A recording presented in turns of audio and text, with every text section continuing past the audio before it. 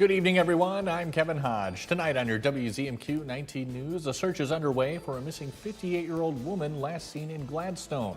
We'll tell you what we know so far. Plus, big changes could be coming to 32,000 acres of land in Keweenaw County, and Michigan lawmakers are weighing in. And tensions, alliances, and high-stakes diplomacy. President Trump meets with Turkey's leader as critical decisions on fighter jets and Middle East policy hang in the balance. Your 19 News at 6 starts now. Live from the UP, this is WZMQ 19 News at 6.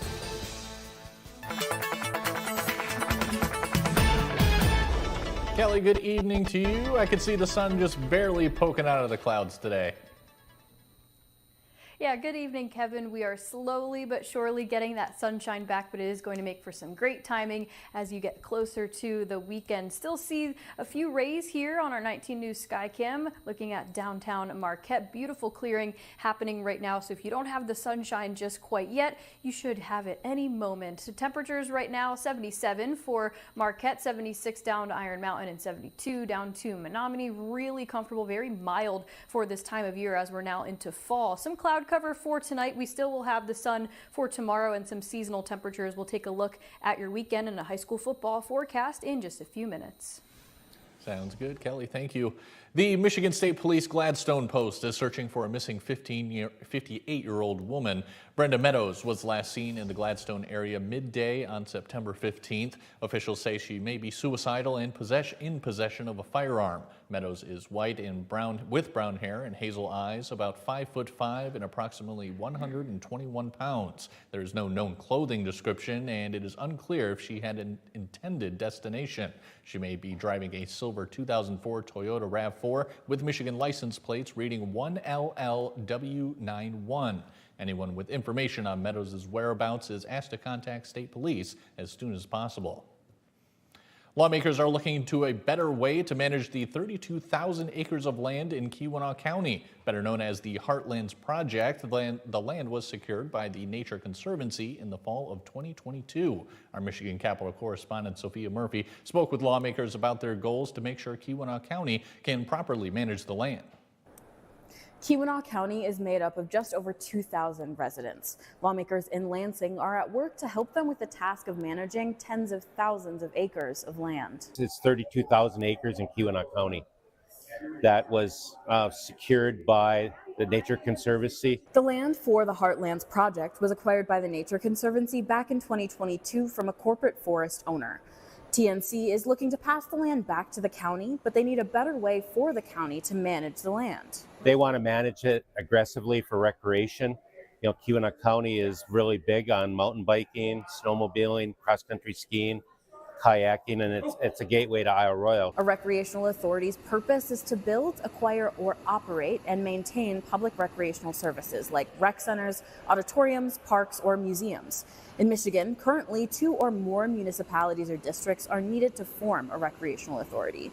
But 3 bills passed in Michigan's House last week that would drop that number to 1, allowing the county to manage the land and the authority on their own. Having a management plan and having a management authority will really help, and this will be run by elected people from the county. Markkinen says this makes it easier for such a small county to manage its resources. The bill comes after years of conversations with the Conservancy, the county, and the DNR to make plans for the land. The bills passed in the House with only 2 votes against them and are expected to see movement in the Senate in October. From Michigan's capital, Sophia Murphy, WZMQ 19 News. Today, a high-stakes meeting unfolded at the White House between President Trump and the President of Turkey. The meeting comes amid heightened turmoil in the Middle East that could reshape alliances across the region. Our Washington, D.C. correspondent Brendan Scanlon has the latest tonight.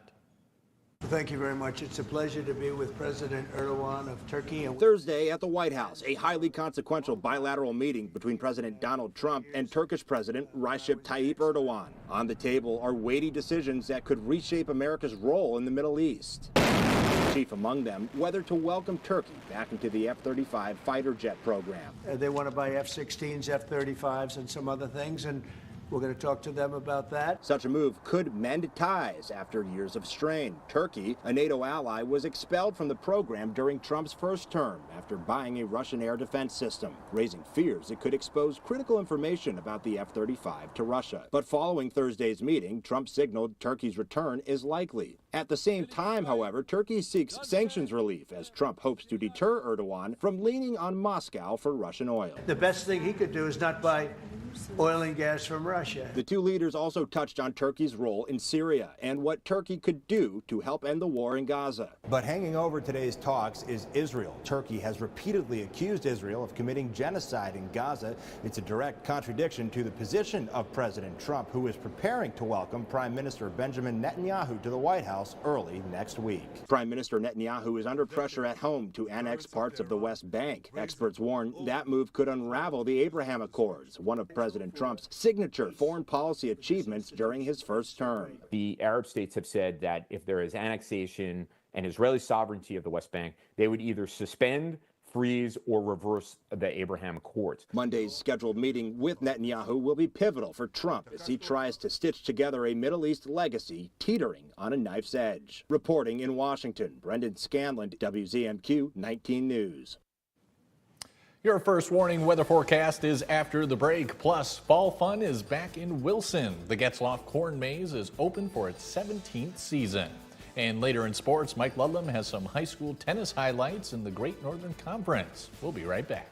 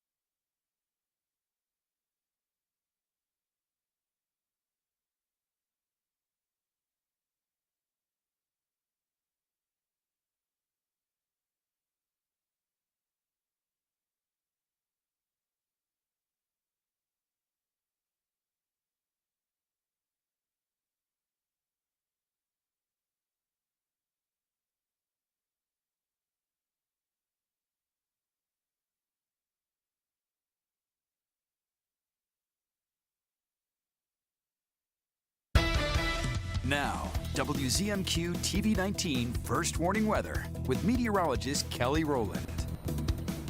Welcome back. We're checking in now on the weather. Temperatures really summer-like right now, upper 70s for most of the Upper Peninsula. We do have mid-60s down to Escanaba and Manistee, but things are really summer-like for tonight because of these south winds, about 10 to 15 miles per hour. A bit calm for us into Marquette, but still we're getting in the moisture, and we did hit some very summer-like temperatures today, 78 when that average is 62, so really close to that record of 79 set back in 2017. So we did shift gears, and it'll go, unfortunately, a little cooler for tomorrow. So this was a little anomaly in the last few days or so, but we still will be trending warm. I think you'll like the 7-day and the weekend outlook for this first weekend of fall. Now, I wanted to widen things out just to show you things are really clearing out very beautifully for us, especially out to the west where we typically would track something for you. So minimal cloud cover, and we're going to keep things to a minimum as terms for rain, too, for this next few days. Here's your first warning weather futurecast. The clouds will come in and out. That's really only thing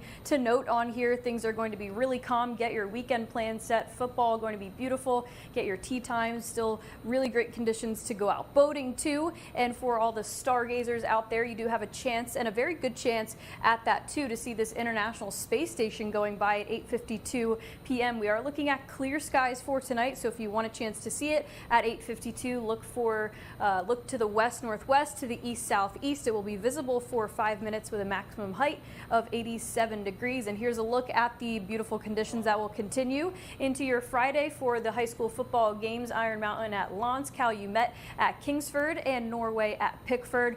All three of these games really shouldn't see too much of an issue rain-wise. Also not seeing an issue temperature-wise either, so you might not even need the blankets and the hot chocolate here, maybe just the light jacket. So really great setup for the first weekend of fall ahead. Do want to shift gears really quick. There's been some developments since I last saw you into the tropics. We do have post-tropical cyclone Gabrielle that's going to continue to coast through and not affect anything. We now still do have tropical storm Umberto, and this system that is likely to become a tropical storm any day now, probably by Friday. This is a look at Umberto that is forecasted at the moment to strengthen into a Category 3 hurricane by the weekend. Now, if we put on this tropical track, this is Sunday evening, we could have Hurricane Umberto and possible tropical storm Imelda pretty close to each other. Now, we could have something where they dance around each other and maybe form into one. This is really close to the east coast of the United States, specifically down into Florida. So regardless of any type of development that it does have, look out for high surf, rip currents, and watches and warnings down that way. But back here locally, we're in for a summer-like fall weekend. Temperatures will rebound into the lower 70s and will continue to do so for much of next week before midweek next week when we go down to more seasonal conditions. Kelly, thank you very much. We officially entered fall earlier this week, and that means business is in full swing for local corn mazes. In Wilson, Getzloff Corn Maze is open for its 17th season. Guests can try to find posts and signs hidden throughout the maze, take a tractor ride, meet the farm animals, purchase pumpkins, and enjoy kids' activities. This year's corn is nearly 11 feet tall, creating an extra challenge. The Getzloff family says the maze has become an annual tradition for many visitors. To grow corn in the same field for 17 years is a struggle. As you can see, we hit a home run this year. We enjoy seeing the same faces a lot. People will show us pictures from when their kids were so tiny they were riding in the barrel train to now they're too big to fit in it. It's really neat. Getzloff Corn Maze is open Fridays from 4 to 8 and weekends from 10 to 8. Admission is $8. Coming up next on Insights, the UP 200 is set to return next month with the Dryland Dash in Negaunee. We're talking with one of the organizers to get a preview. That conversation's in 2 minutes.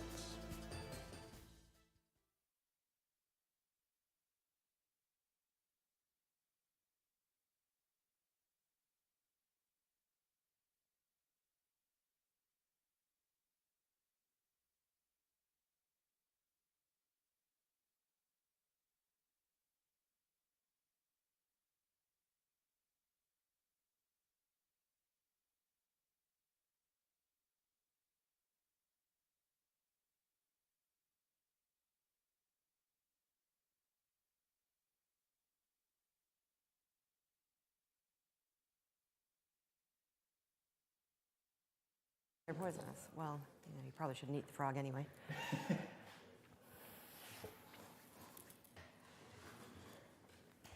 Ben, can I get a mic check from you? I am talking like I normally would into this microphone. You're natural. Do you want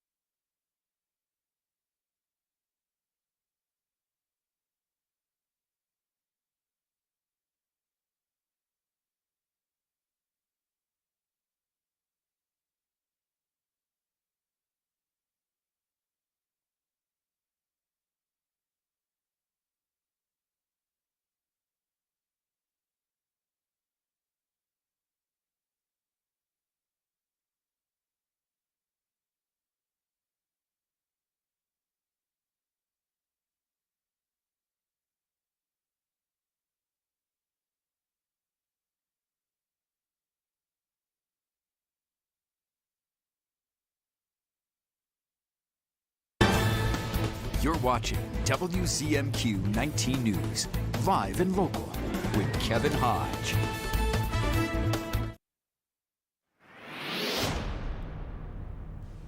Welcome back, everyone. The UP 200 is gearing up for the 9th annual Dryland Dash this October. Here to share the details with us is volunteer coordinator Meg Haliva. Meg, thank you so much for joining us. Thanks for letting me be here. All right, so it's the UP 200, but there's no snow. Tell us what the Dryland Dash is all about. So this is my favorite event of the year. It is the sled dog race hype without all the snow and ice, hopefully. I'm counting on you guys for that one. So basically what it is a 2.2 mile race for our adults. It goes around a beautiful fall loop in Negaunee Township Hall. Our kids get cut down to a mile, so we give them a little bit of a break. Sure. But we have anywhere from 6 dog teams pulling a rig to 1 dog pulling a bike to people running with their dogs. Sure. So it's that instant gratification because you get to see them start and then all of a sudden they're back at the end, and it's just an entire weekend of chaos and fun. And being the volunteer coordinator, you're the perfect person for this question. How are we doing on volunteers right now? We are doing better than we historically have. We have a lot of people returning this year. A lot of the clubs from NMU really support us. It's a really great chance to get your feet wet with doing any sort of dog handling or trail care if you're interested in helping us with the big races. I have so many slots still open. That doesn't mean that I don't need people, because I always need people, even if it's just to tell the frantic redheaded dad joke and run away. Sure. So there are spots for everybody. Right now the slots are broken up into 3-hour time frames, but if you can't make it for that long, I'll take you for an hour. Just come see us. Sure. How many volunteers does it typically take to put on the Dryland Dash? In my ideal world, I'd like about 50 people per day. Okay. So about 100 people for the weekend, though I do get a lot of people that like to come for both days here and there. It runs the smoothest if we have, and the safest if we have a larger amount of coverage. Gotcha. As far as registration and camping, what should people know? So if you want to mush with us, which you totally should, because we do have scholarships for new UP mushers, just for the record. Our deadline for that is October 2nd. But if you want to mush with us, you can also camp on site. It's $15 a night. Come stay with us. We have snacks all night and in the morning. We're there to support you, and just basically it's this wonderful hodgepodge community of mushers and people. Excellent. All right. And so typically the Dryland Dash, how big of a crowd do we expect each year? It keeps growing. Like, I hate to put a number on it, because this year we're inviting the Milano Smokehouse to have our food truck there. We have our snack and information table. But we are running, normally we have a co-organization, and this year they're letting us run by ourselves. So we are expecting a small drop in enrollment. So therefore, I need my community to show up and pump my people up. So last year we had about 3,500 people throughout the entire weekend. I'm hoping to shoot for 4 this year. So let's see if we can do it. All right. As far as the spectators go, is there anything they should know before the big day kicks off? Please leave your dogs at home. Though most of our dogs are friendly, it just adds an extra amount of hype. But even if you're just walking by, bringing your kids to the park, we love to see you. It is very low key. There's usually plenty of parking. There's also a craft show that always goes on in the Township Hall building there that day. So, 2-for-1 special on that. So it is really flexible. It's just, I can't say it enough, it's just a really good time. Yeah, absolutely. And what's your favorite part, would you say, man? The dachshund running with the 1-bike rig. Her name is Muppet, and she's fantastic, and so is her mom. But also, I always find my announcing really entertaining, because the guy who did it for the last 8 years had all the knowledge, and I just go, look at that snaggletooth, it's adorable. So it's hyped, it's fun, it's new, there's lots of smiling. It's usually raining, because that's how we roll, but there's nothing like it. Even the big races, it's just not quite the same. For sure. Meg, thank you so much. Looking forward to the return of the Dryland Dash. Thanks so much for giving us a preview. Thank you. And tomorrow there's a new fall festival in the city of Houghton. We'll get all the details from Visit Keweenaw only on 19 News Insights.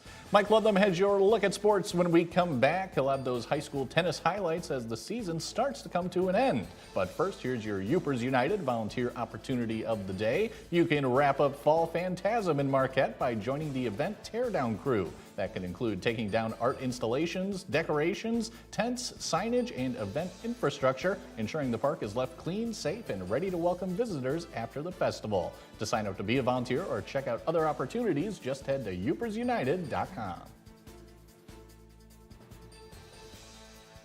A new report on California's devastating wildfires uncovers critical communication failures as the flames spread.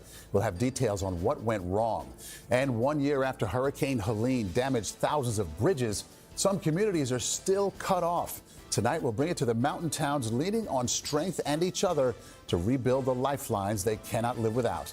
That's tonight on the CBS Evening News.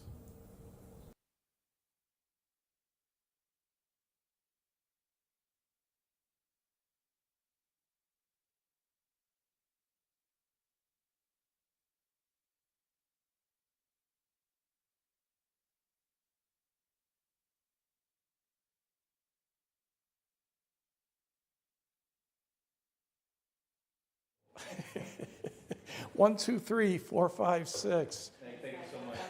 Have a great day.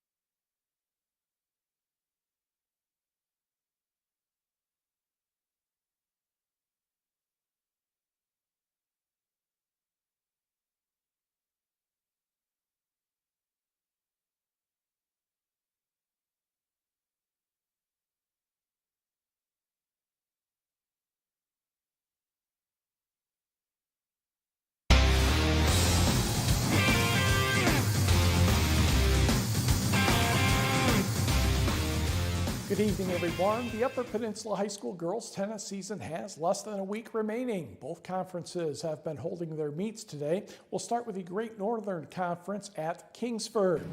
We'll pick it up with first singles. Grace Smith of West Iron County in the far court against Kingsford's Aubrey Moore.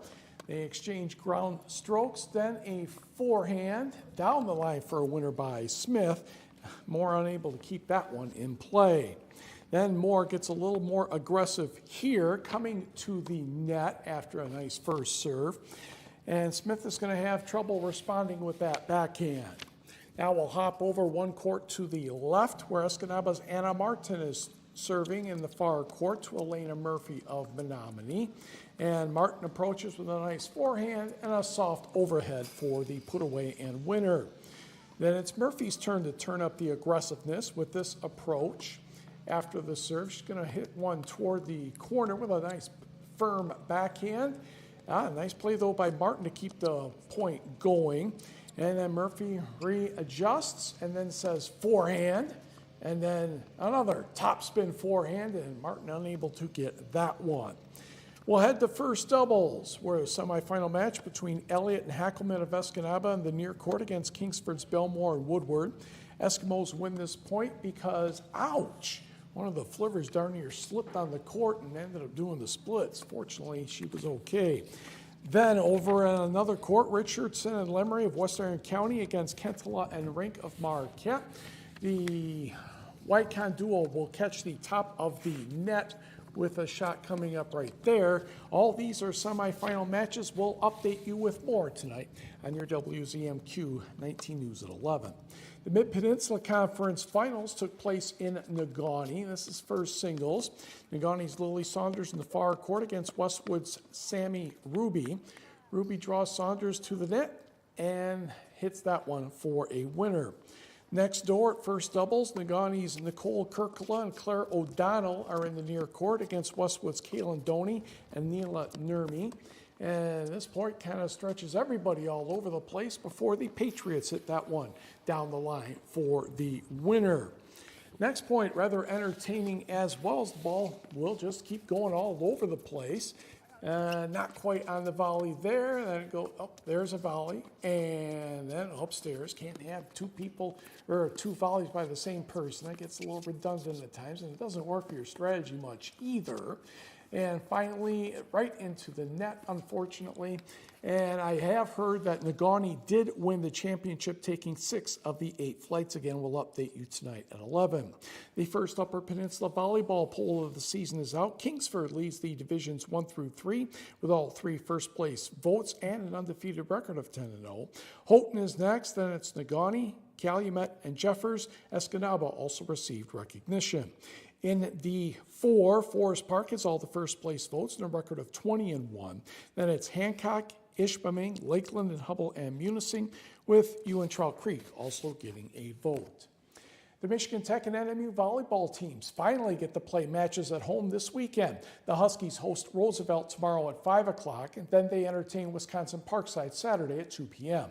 Michigan Tech is also hosting Volleyball Alumni Weekend this weekend. A number of former players back in the stands for the matches, and they'll be recognized on the floor on Saturday. First 200 fans will be given the newest edition of the Michigan Tech Spirit t-shirts. NMU will battle Parkside tomorrow at 6 in Vandemet Arena, and Roosevelt Saturday at 3. Tech and Northern's women's soccer teams also have home matches tomorrow. NMU gets third-ranked Grand Valley State at 1. Tech will host Davenport at 7 p.m. And we will be right back.